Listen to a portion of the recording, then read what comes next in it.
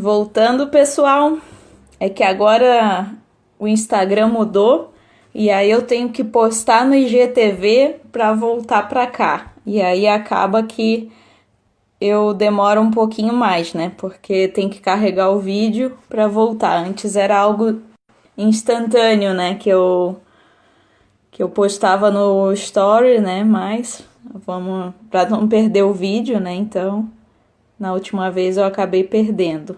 Então, mas vamos lá, né? A gente faz um esforcinho de esperar um segundinho ali pra gente não perder o conteúdo. Vale a pena. Estão gostando, pessoal? Muito conhecimento, né?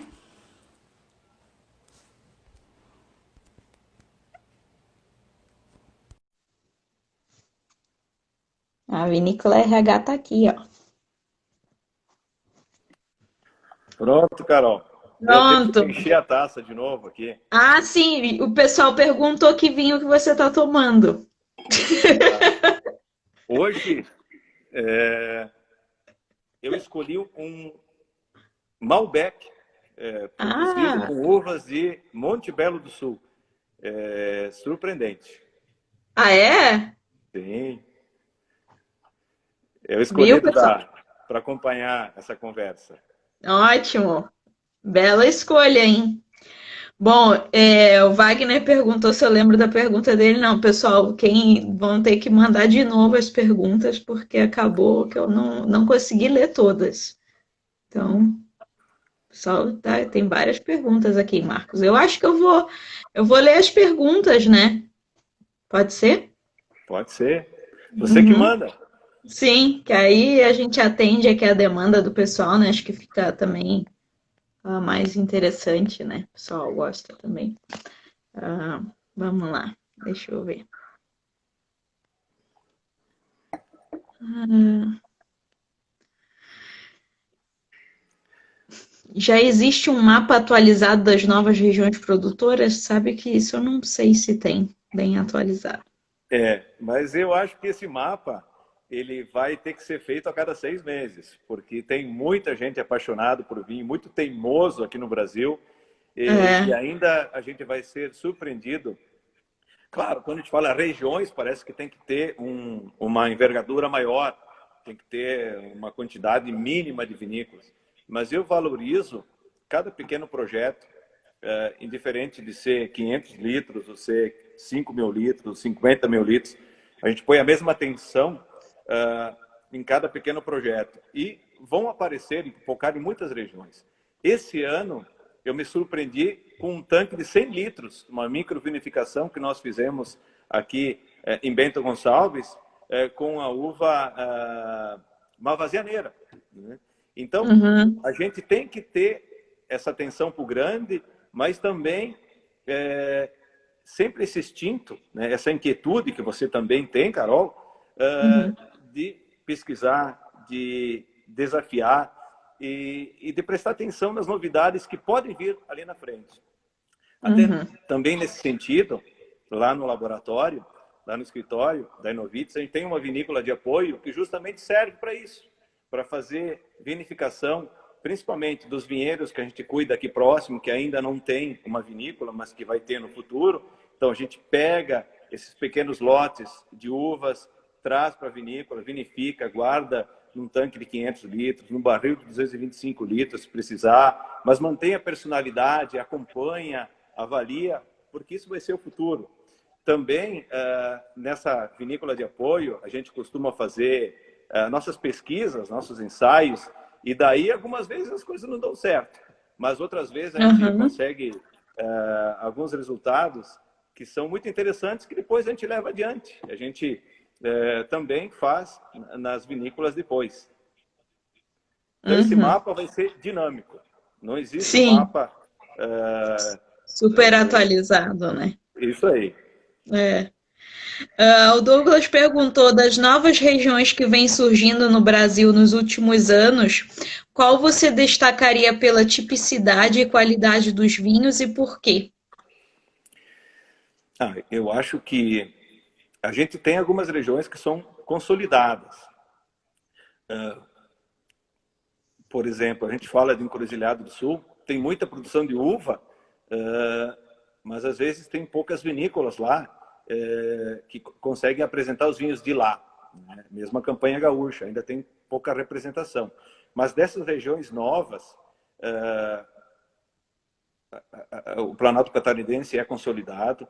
Eu acho que a região metropolitana de Curitiba, em função do potencial que ela tem e encontrando o estilo dos vinhos de lá, ela ainda vai mostrar muita coisa interessante para nós. O próprio oeste do Paraná,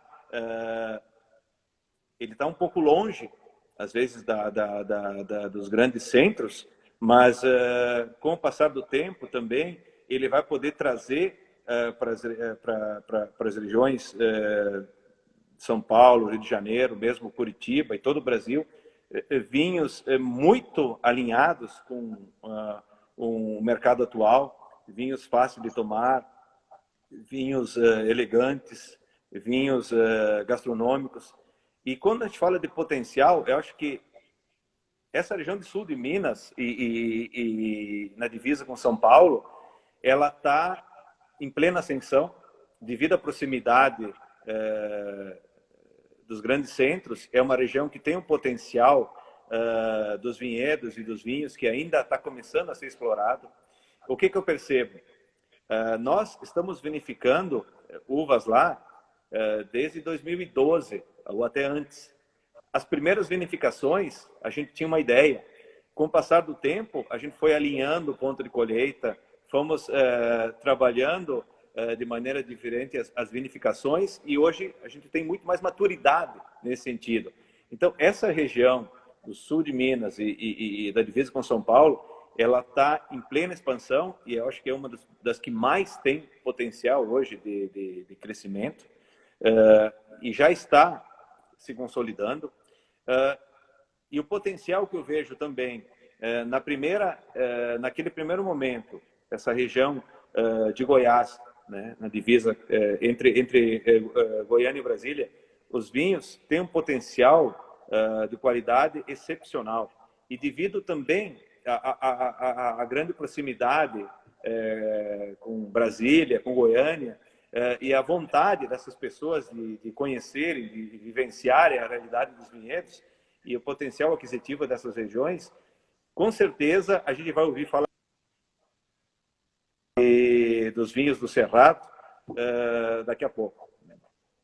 Uhum. Deixa eu ver. O que mais, Carol? Vamos ver. Deixa eu puxar Não estão aqui de saco cheio as... de me ouvir ainda? Hã? Não, imagina. Ó, o Joel disse que tem uma grande audiência aqui no Instagram. Vian tem grande audiência aí no Instagram.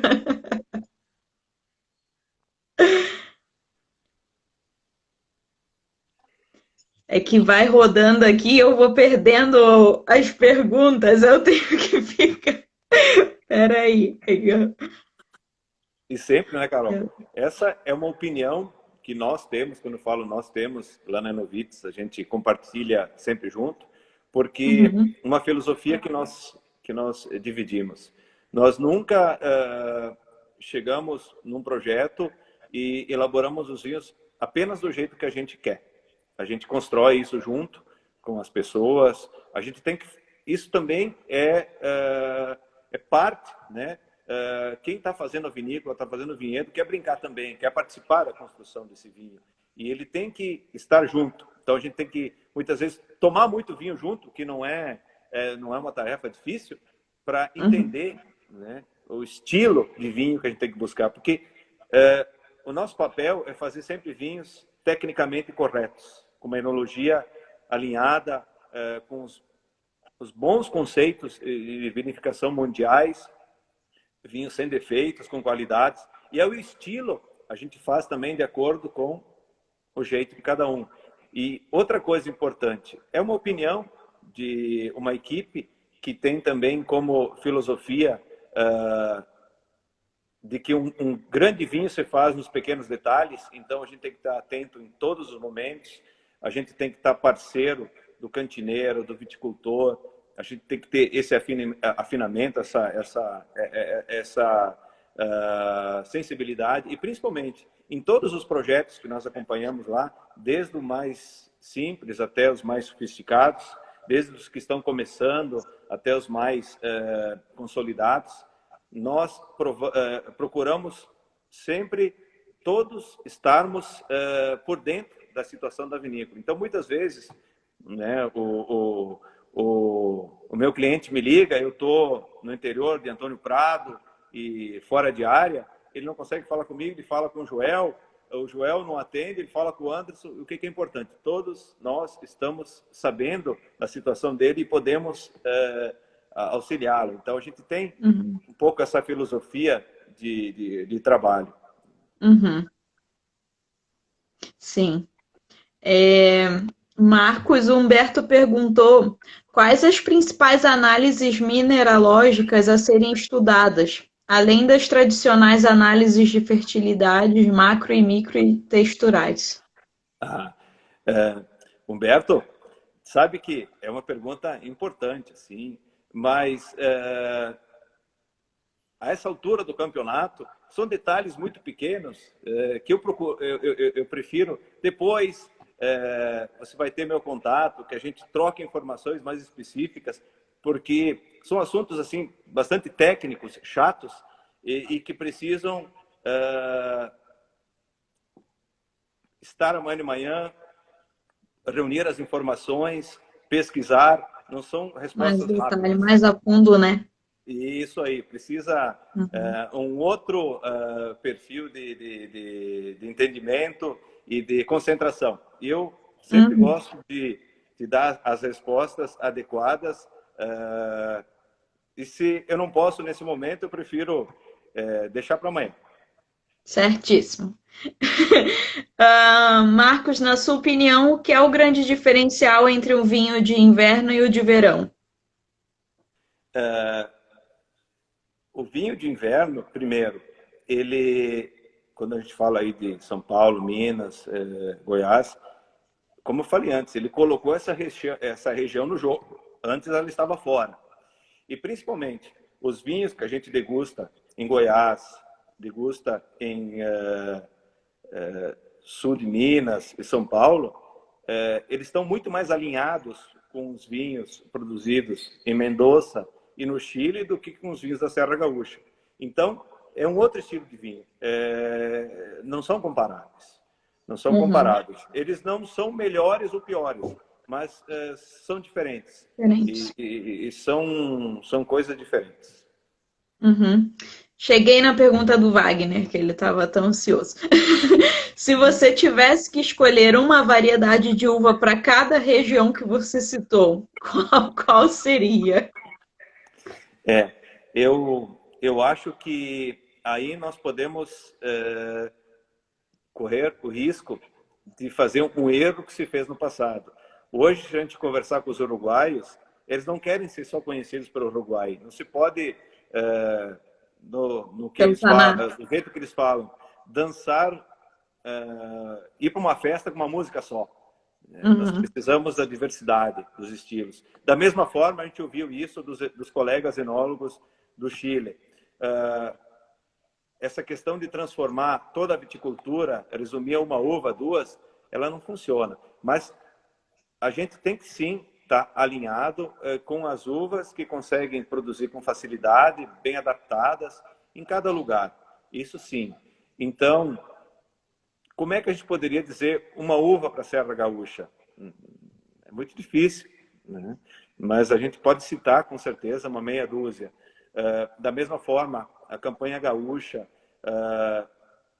Santa Catarina, Paraná, o Brasil, por isso que tem essa dificuldade. Como a gente poderia dizer qual é a variedade que representaria o Brasil? Como seria o Carmenério, o Taná, o Malbec? O Brasil não... É impossível fazer isso. E se a gente fizer, vai estar incorrendo num erro. Então, eu acho que, bom, de uma maneira bem simplificada, Uh, Santa Catarina, quando a gente fala da região de altitude, o Sauvignon Blanc, que isso desafia os enólogos sempre, e quem gosta de elaborar vinho sabe que a uva Sauvignon Blanc ela é desafiante, então quando a gente consegue acertar um vinho com ela, a gente vibra com isso, ela tem um alto nível de dificuldade. As uvas Malbec, também o Cabernet Sauvignon para vinhos longevos. Santa Catarina, a gente falou isso. Paraná, eu citaria então, na região de Curitiba, a Viognier e a Shiraz, como uvas diferenciadas, e incluiria também o Cabernet Franc nessa lista. Já na região oeste, eu pensaria então, quando eu lembro do Chardonnay e do Pinot Noir, desse base espumante fantástico, eu não posso tirar de fora, deixar de fora, a Tempranillo, a Malvasia. Eles produzem também Merlot, Cabernet Sauvignon muito bons. Porém, o Tempranillo, a Malvasia tem uma identidade muito interessante. Quando a gente vai para São Paulo, também a gente não consegue terminar de explorar tudo isso, mas o Sauvignon Blanc, o Syrah, de novo, ele aparece com força. Também tem a Viognier, tem o Cabernet Franc. E quando a gente vai para Goiás, pela experiência inicial que a gente teve, a Syrah está presente também, então é uma uva que parece que quando o clima esquenta um pouco mais e fica seco, ela consegue resistir bem. Mas e uma grata surpresa que é a Barbeira. A Barbeira lá se mostrou um vinho fantástico também. E como eu falei, a gente não está apenas iniciando a exploração desse terroir novo. Então não pode ser tão simplista. E com certeza vão aparecer muitas outras coisas interessantes. Uhum. A Pode Sabrina ser? perguntou se. Sim, ótimo. A Sabrina perguntou se a Serra de São Luís do Puruna, perto de Curitiba, tem potencial. Eu tenho que entrar no mapa para ver. Ah, Mas tu não conhece. sempre o que a gente tem que pensar? Toda a região, se a gente entender o universo de alternativas que tem a genética da viticultura, são muitas variedades de uva. Tendo um entendimento também de ter um equilíbrio do solo, de escolher as exposições certas e vamos dizer assim, o conhecimento, né, a cultura, o potencial do ser humano, eu acho que, com exceção, né, das regiões mais na Amazônia, que eu não conheço ainda, mas Uhum. não está descartável que um dia a gente vai andar por lá, todo lugar é possível plantar uvas, desde que a gente consiga escolher as variedades adaptadas a esse tipo de local e ter um Tem um manejo entendimento, né, correto também. da cultura delas. E, principalmente, não é só produzir a uva, depois tem que ter um entendimento da vinificação certa. Mesmo Uhum. Santa Catarina, que nós comentamos antes, ela iniciou nessa região de São Joaquim, de Lages, majoritariamente com a uva Cabernet Sauvignon. E os vinhos produzidos inicialmente, eles tinham um tempo de amadurecimento muito grande. Quando a gente ouvia aquele conceito dos vinhos de Bordeaux, de que Uhum. tinha que engarrafar eles, a gente não entendia direito, porque aqui no Brasil a gente pode deixar o entendimento que a gente tinha aqui das regiões que a gente conhecia, podia engarrafar ele e beber em seguida, podia deixar alguns anos, mas não era obrigatório. Quando a gente engarrafou os primeiros vinhos de Cabernet em São Joaquim, a gente entendeu que eles precisavam, era imperativo eles ficarem um período na garrafa para eles encontrarem a maturidade que precisavam. Então, são particularidades de cada região. Ali, nós começamos a trabalhar mais tarde com um conceito de termovinificação, Uhum. que em outros lugares poderia sugerir vinhos mais simples e mais ligeiros, mas quando contrabalançava com o potencial das uvas da região essa técnica ela se mostrou adequadíssima para colocar assim vinhos modernos, vinhos frutados, vinhos intensos, sem serem simples e sem serem rápidos. Então, são as surpresas que a enologia nos apresenta. Uhum. Mas tem que experimentar, senão a gente não Sim. descobre. Uhum. A do Renato perguntou: como você vê a criação da Revits no Paraná? Eu não sei o que que é. Não sei se você sabe. Sabe? Ah, diz para ele escrever um pouco mais para mim não entender melhor o que, que ele está querendo dizer, tá? Mas tudo bem, Bom. continuamos.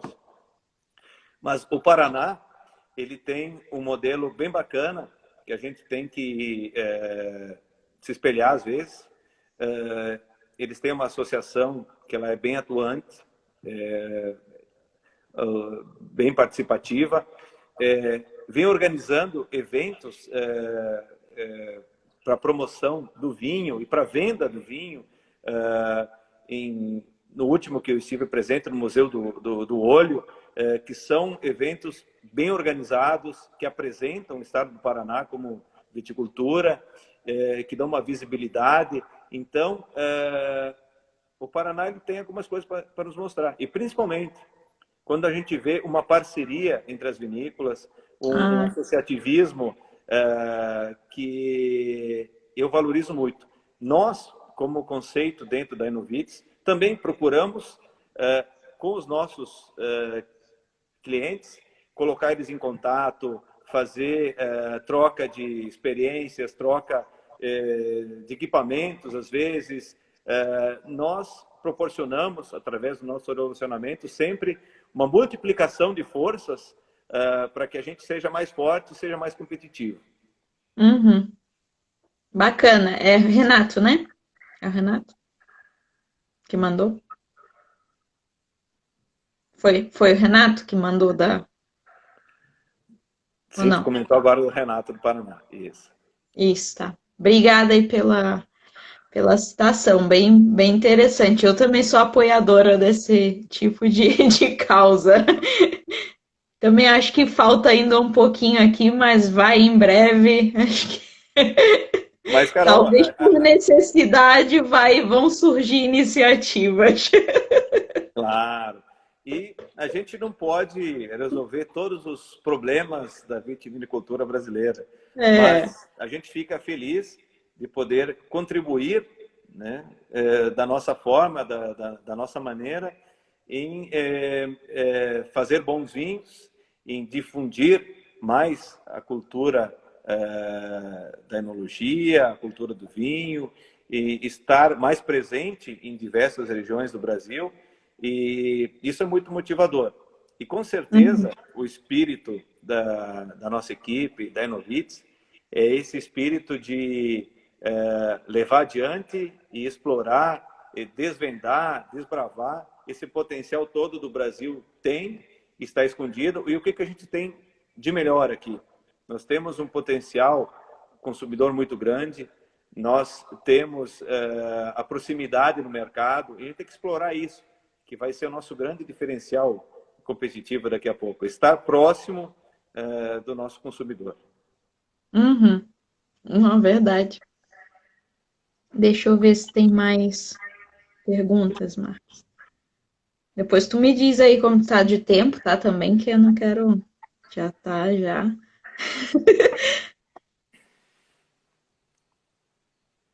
O pessoal vai entrando, aí vai subindo aqui a. Pera aí, só um minutinho. As perguntas.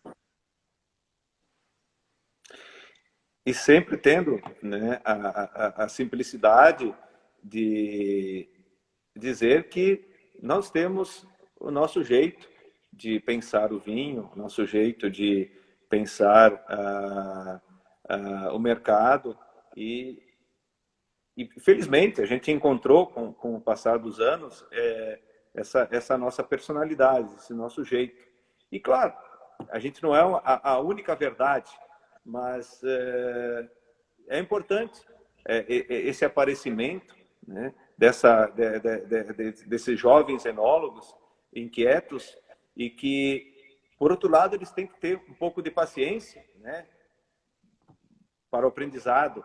Mas essa enologia que vem aí, eu vejo ela com uma vontade muito grande, com muitas iniciativas, e isso vai ser muito positivo, porque tem que dar uma sacudida, tem que mexer nesse mercado, tem que e colocar o rosto, né, no mercado, tem que participar e com certeza todas as iniciativas, quando bem feitas tecnicamente, quando bem planejadas, elas têm um respeito. E eu fico contente de estar aqui participando contigo e de ver alguns nomes aqui que aparecem. Eu não consigo acompanhar direito, mas alguns amigos que a gente tem uma proximidade, e fico contente deles terem me prestigiado. Fico feliz e espero que eu tenha aqui nesse bate-papo aqui tranquilo, que passou rapidinho, passado um pouco da nossa ideia, do nosso jeito de fazer as coisas, e saber que o endereço está por aí, né? Nós estamos sempre disponíveis para conversar, para trocar experiências, e principalmente eu vejo que chegaram muitos profissionais, muitos colegas de profissão, e também amantes do vinho e donos de vinícolas e consumidores. Então, esse universo do vinho ele é fascinante. Como eu falei, felizmente, eu tive a sorte de estudar o que eu sou apaixonado, e hoje eu sou um profissional que gosta muito do que faz, e estou rodeado de pessoas pessoas agradáveis, pessoas de autoestima alta, pessoas positivas. Então, o universo do vinho ele é invejável. Hoje, muitas vezes eu agradeço, né? Agradeço por ter tido essa sorte. Sim, Marcos, muito obrigada. Eu quero te agradecer muito que, bom, com certeza eu vi ali que o pessoal, bom, é que tu não conseguiu acompanhar, mas eu salvei lá tá no meu perfil, depois se tu puder ver, porque teve muito comentário também dos teus amigos e seria interessante também tu depois poder acompanhar, que eles mandaram muitas mensagens bacanas, então se tu puder ver, né? Com certeza. Mensagens queridas, assim, demonstrando esse carinho também e agradecendo, né, e tudo, e elogiando o teu trabalho também, então, né, e agradecendo aqui também pelo conteúdo e tudo, né, e também não só as pessoas que te conhecem, né, as outras pessoas também que não te conheciam, né, adoraram a live, né, e todo mundo elogiando muito, foi ótimo, assim, foi muito boa mesmo, só tenho a agradecer. Sucesso! Obrigado, Carol. Muito bom, Marcos. Muito obrigada mesmo por ter se disponibilizado, por ter partilhado todo esse conhecimento aqui com a gente. E, bom, vamos fazer um brinde. Eu vou fazer um brinde. E hoje eu vou dormir mais feliz, com certeza. Ai, que bom! Viva o vinho brasileiro! Viva o vinho brasileiro e viva o nosso trabalho. Amém. Obrigada, Marcos. Saúde! Tomar um gole, tomar um gole. Obrigada, Marcos. Ó, pessoal aí mandando, chovendo comentários. Obrigada, um abração. Até a próxima. Até. Tchau, tchau. Tchau, boa noite. Boa noite.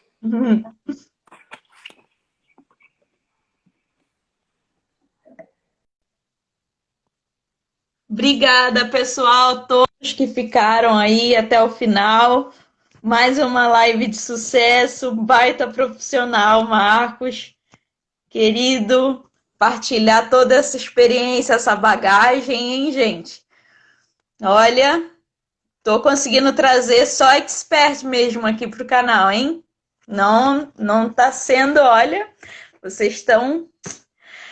Depois vão me mandando mais nos comentários, né, assuntos que vocês queiram, que eu vou indo atrás aí de profissionais. Chegou no final, Julião, mas eu vou deixar lá no IGTV, já salvei a primeira parte, agora eu vou deixar a segunda parte também, tá? Então aí acompanha lá. Amanhã a gente tem live sobre sistema de condução e manejo do dossel com o José Luiz, tá bom, gente? Amanhã às 21 horas. Muito obrigada, gente. Boa noite, um abraço e até amanhã. Ah, depois, gente, se quiserem partilhar aí, tá nos stories e tal, fica. Eu gostaria, tá? Eu agradeço, porque vamos partilhar e disseminar a ideia, ajuda também. Um abraço, gente. Obrigada.